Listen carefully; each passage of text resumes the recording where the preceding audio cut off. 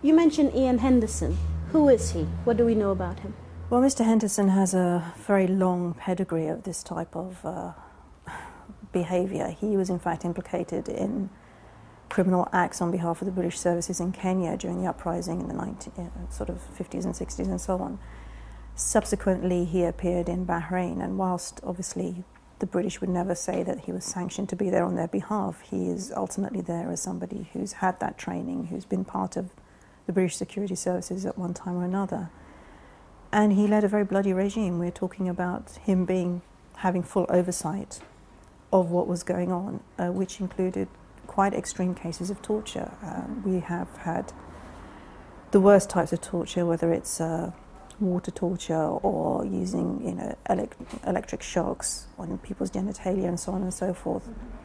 All the things that we heard about and condemned in Iraq going on completely under the radar in Bahrain with very little sort of international concern, headed by a British national who actually is now back in Bahrain after he retired because, having come to this country, found himself under threat of prosecution by various members of civil society trying to actually bring him to account for his crimes. Of course, you mentioned commerce there, but one of Bahrain's biggest trading partners with arms is Britain. Very worrying times.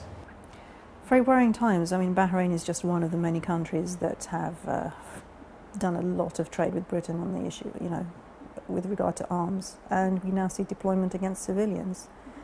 Actually, with Bahrain, we've been seeing that for a while now. There have been disturbances over the years. The tear gas, the water cannons, and all the things that were bought from the United Kingdom have been used against Bahraini protesters or dissidents, or however you like to describe them. And sadly, it's not one of the sort of more exciting stories, so it passes under the radar. It's not really in the interests of the British or American establishments to highlight what's going on, because Bahrain is a key ally in the region. Another embarrassment for the UK is the fact that Britain is a major supplier of arms to the repressive Bahraini security forces. In 2009, we sold around £3 million worth of weapons.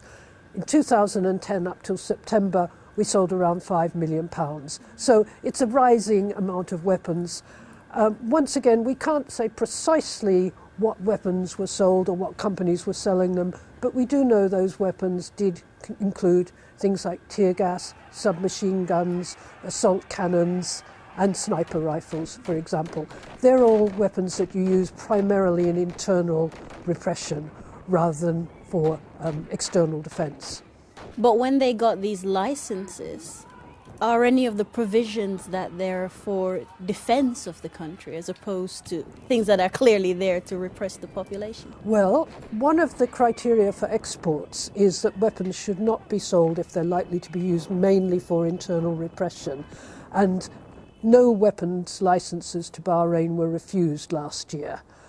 It would be very rare for them to be refused because UK trade and investment sees Bahrain as a priority market for arms sales. So it would be very unusual if they were to start refusing licenses.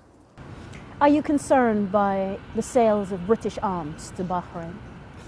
I am seriously concerned by the Western sales of arms to Bahrain, especially those by Britain, and especially after the facts have come to light that some of those arms were used recently in the recent crackdown against demonstrators, including the use of tear gas canisters at close range that led to at least one confirmed death. And that is really a serious escalation. You cannot sell arms for internal repressions. I was really disturbed when I saw the tanks rolling along the highway near the Pearl Square during the crackdown. And the ruler was, I'm sure he must have been given a green light to allow these arms to be used, which are supposed to be for defense against external aggression, not for internal repression. So I am concerned by the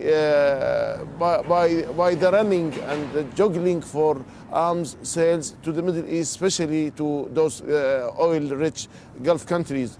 Bahrain is not rich, that rich, and I think instead of spending this money on arms against an imaginable imaginable and not real enemy attack from outside. They should spend it more on internal development, providing housing, employing the youth, and educating more the people. The British have failed to ensure that their arms are not used against the people of Bahrain. And David Cameron's recent trip to the Middle East has only confirmed the suspicions that the West is more inclined to sell arms and more eager to sell arms rather than protecting the lives of innocent people who are calling for democracy. Democracy is supposed to be their motto and their international slogan, but little is being done to support it and to prop it up. And even when pro-democracy activists are slaughtered in the streets of Bahrain, a few tears are shed by those politicians. Britain has significant trade links with Bahrain, including the sale of arms to the country. Do you think this has had an impact at all? Again, Bahrain is a small island with very small population. Of course, the people are aspiring to live in a free society under democratic rule. And Bahrain doesn't have enemies to have weapons and all that. But of course, the ruling family is getting all these weapons from Britain and the United States. And we saw in the last uprising, it's to use it against their own people. The tyrant of Bahrain really committed crimes against humanity by asking his army and the tanks to go in the street, surround the people, and kill some of the protesters while they were sleeping one day near dawn without any warning. So it's a cold-blooded murder committed by the army of the king to come the next day and offer his condolences for those who died.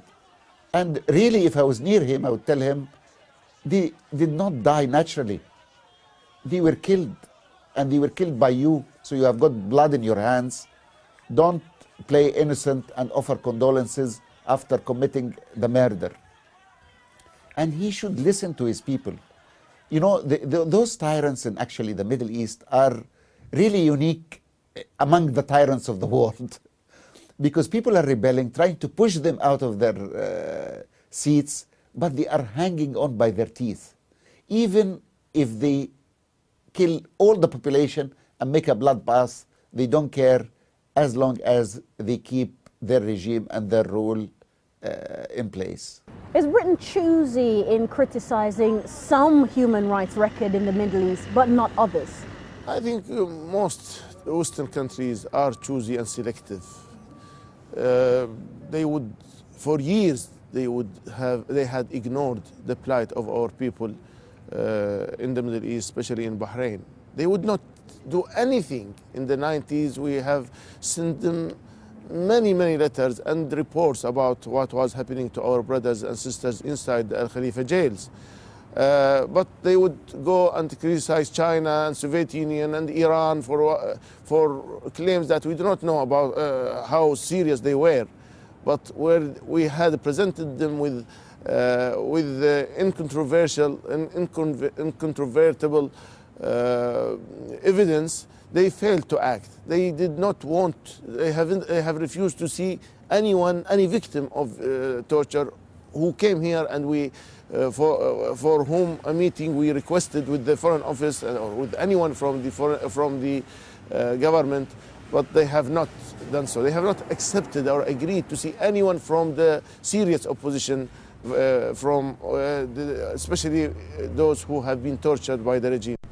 They had established an annual report on human rights for the past 7 or 8 or 10 years, but that report is just shallow compared to the State Department's report of the United States, which gave cases and names and was more thorough and more open.